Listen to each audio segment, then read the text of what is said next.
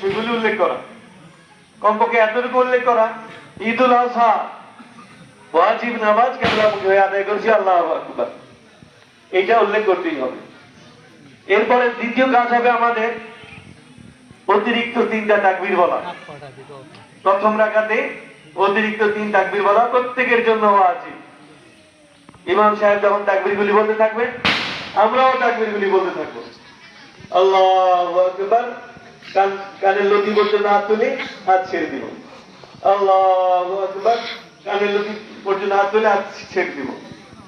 তৃতীয় তাকবীরে হাত বেঁধে ইমাম সাহেব সূরা কেরাত পড়বেন প্রথম রাকাত শেষে। দ্বিতীয় রাকাতে আবার সূরা কেরাত হয়ে রুকুতে যাওয়ার আগে এই অতিরিক্ত 3 তাকবীর বলবেন। আমাদের প্রত্যেকের জন্য এই তাকবীরগুলি বলা ওয়াজিব। এই তাকবীরগুলি ছুটে গেলে আমার নামাজ অপূর্ণ থেকে গেল, অশুদ্ধ হয়ে গেল। এই জন্য আমরা সকলেই খেয়াল করব আমাদের তাকবীরগুলি যেন অবশ্যই আদায় হয়, অবশ্যই আদায় হয়।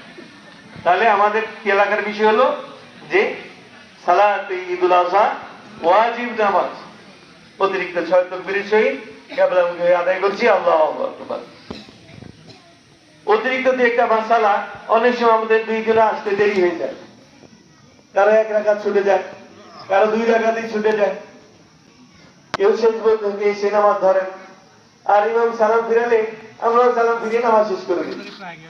কিন্তু না, হুকুম হলো অন্যান্য নামাজের মতোই ঈদুল আজহার নামাজ, ঈদুল ফিতরের নামাজ।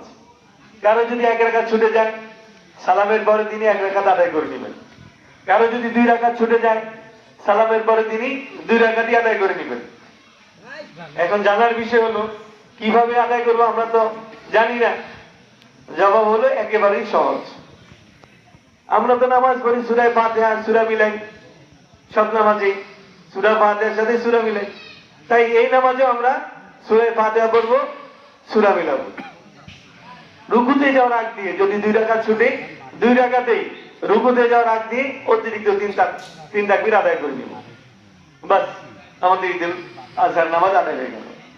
1 রাকাত যদি ছুটা থাকে, বাস রুকুতে যাওয়ার আগ দিয়ে অতিরিক্ত 3 তাকবীর বলে নিব, বাস আমাদের নামাজ ঈদুল আজহা আদায় হয়ে গেল।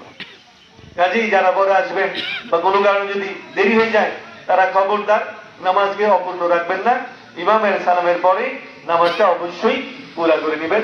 আল্লাহ তাআলা আমাদের সবাইকে সহি শুদ্ধভাবে নামাজ ঈদুল ফিতর, ঈদুল আজহা সহ জিন্দেগীর সকল ইবাদত করার তৌফিক দান করে। দাঁড়িয়ে কাতার সুযোগ করুন।